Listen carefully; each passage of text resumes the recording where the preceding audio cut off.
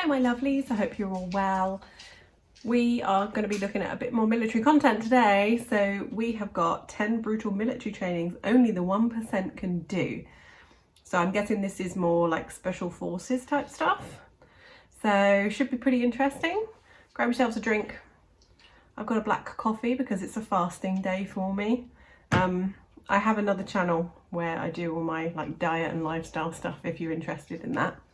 But anyway, let's get on with watching this video.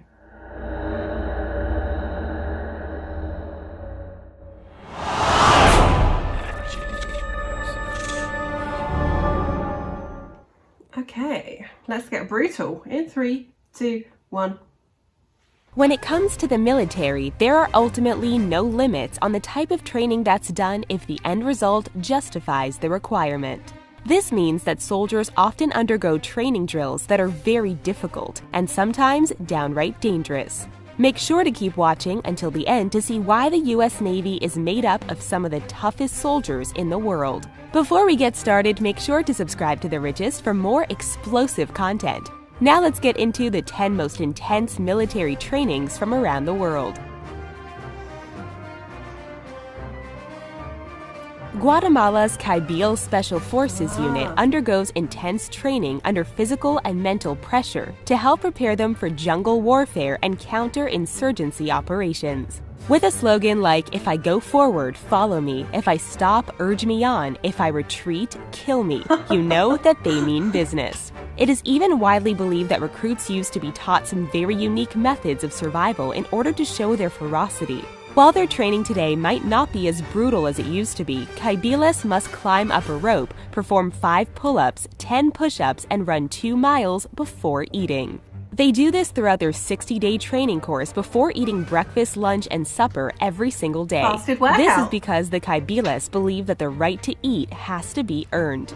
Have you ever tried running 2 miles in the morning on an empty stomach? Yeah. It's definitely not an easy task. In a training group of 40 candidates, only 7 or 8 actually become Kabyles in the end. Yeah. It's even rumored that Kabyles are not allowed to sleep for more than 3 hours a day and that the right to sleep has to be earned as well. But the Kabyles aren't the only ones who've had to harm others during their training.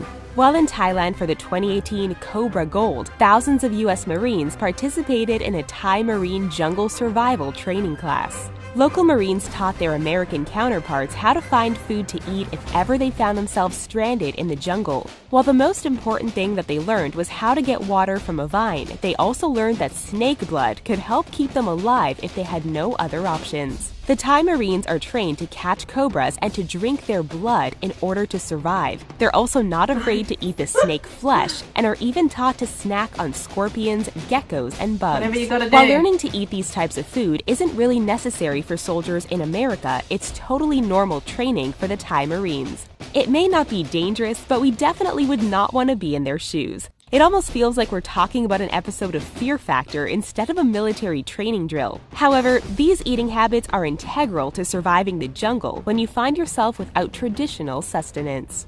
The Kopassus Special Forces of Indonesia are another military group that's trained to drink the blood of snakes for survival purposes.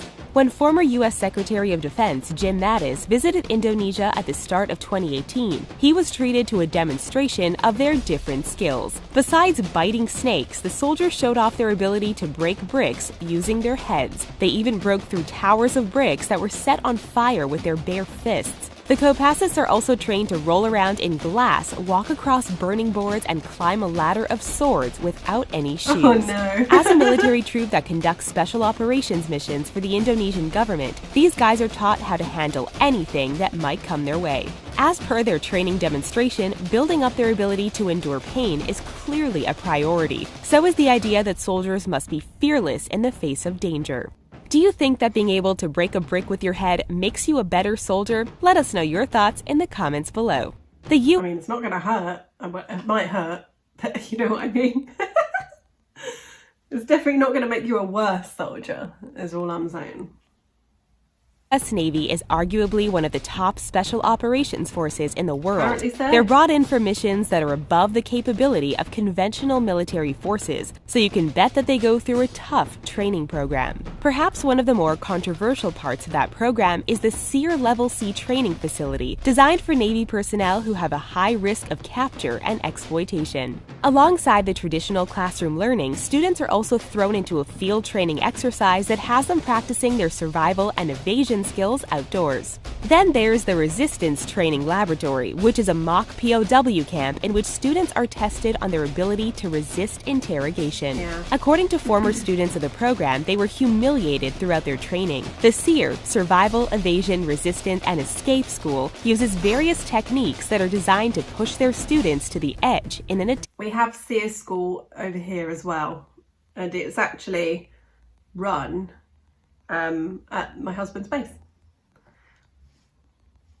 To break them. They're basically injured and interrogated in a realistic way to prepare them in case they ever do get captured by the enemy. Yeah, my my husband helps out sometimes on the SEER course, and he has to keep putting the students in their stress positions. So if they move, he has to go and put them back into their stress position.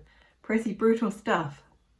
In the future, being able to endure mental exhaustion is one thing, but being able to endure physical exhaustion and pain is a whole other ballgame. At the end of a multi-week amphibious training program in Taiwan, the Marine Corps that want to become frogmen must complete an exercise known as the Road to Heaven. Ooh. This exercise consists of them crawling over jagged coral rocks while wearing nothing but shorts. Ow. To start the crawl, the candidates must let themselves fall from an upright position onto the floor. They then begin to crawl on their knees and elbows across the path of razor-sharp rocks. The recruits often shout, "I don't fear pain," as they complete the task. The path also has 10 stopping points in which exercises must be performed before moving on.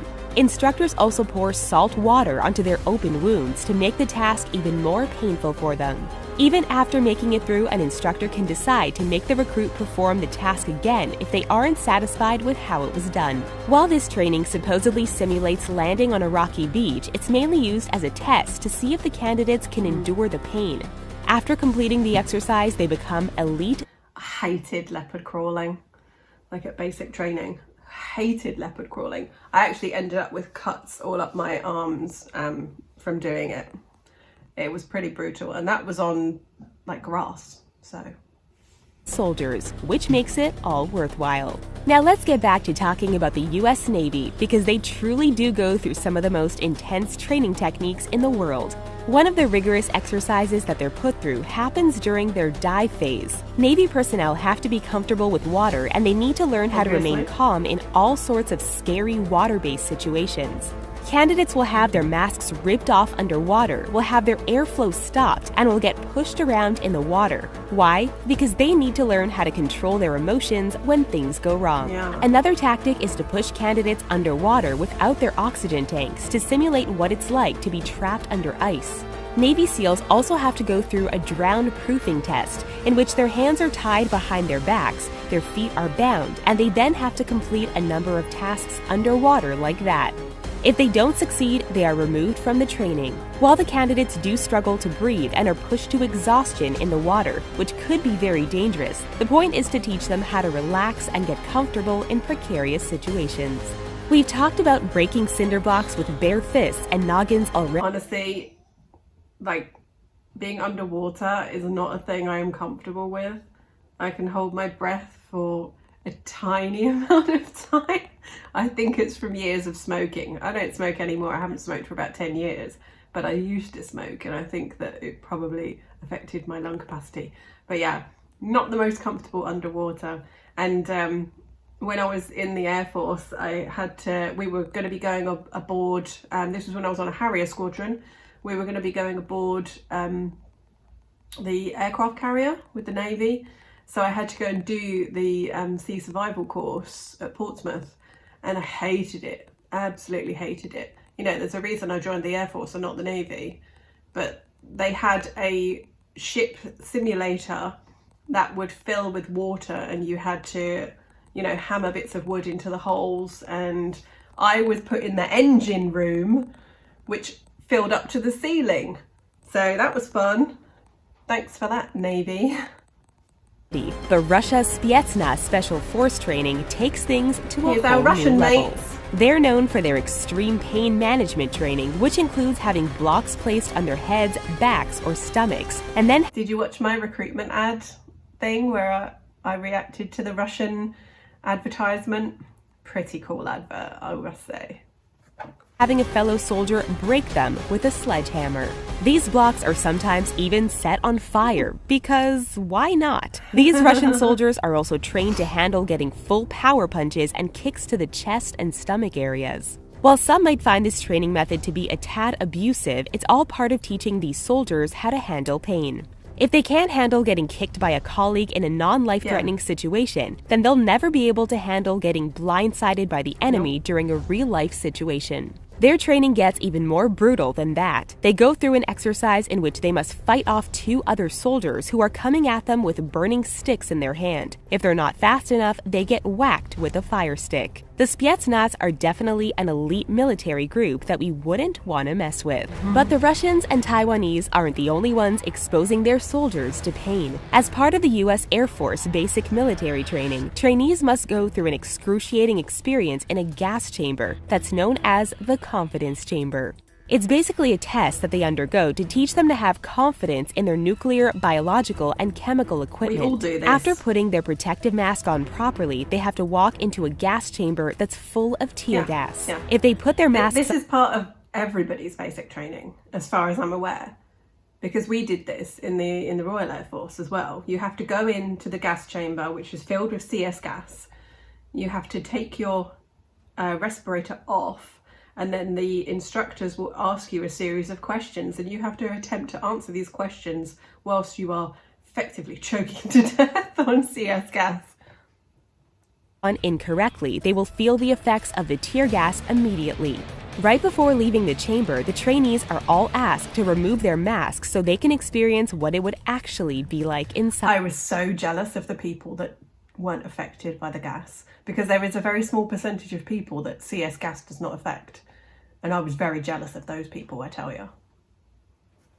Trainees leave the chamber with painful eyes and often have trouble breathing for a few minutes afterwards. While it's not at all a pleasant experience, you can bet that everyone is sure to put their equipment on correctly after going through the confidence. And then you have to wait quite a while before you can shower, because if you get into a hot shower with the gas residue on you, you will effectively create your own CS gas chamber in your shower.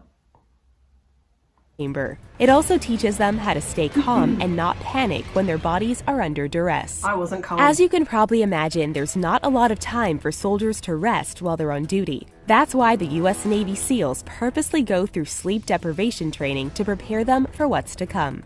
As part of what's known as Hell Week, they're forced to stay awake for 5 days straight. While they are given the opportunity to take 2 two-hour naps, many soldiers choose to stay up because they don't want to deal with the difficulty of waking back up afterwards. One former Navy SEAL told ABC News that he was able to somewhat function normally for 3 days before the hallucinations began to kick in. The cherry on top of all of this is that the trainees have to continue on with their typical activities while fighting the urge to fall asleep.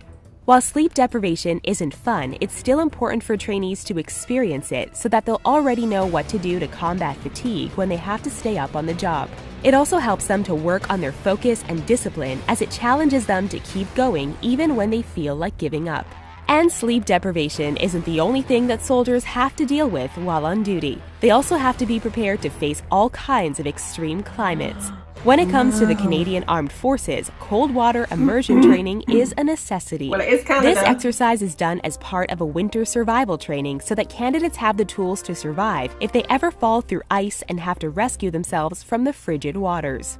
Speaking of cold, I had to deploy to the Falkland Islands once for 4 months, and that is cold because you're right by the Antarctic, and there are penguins there. It's cold.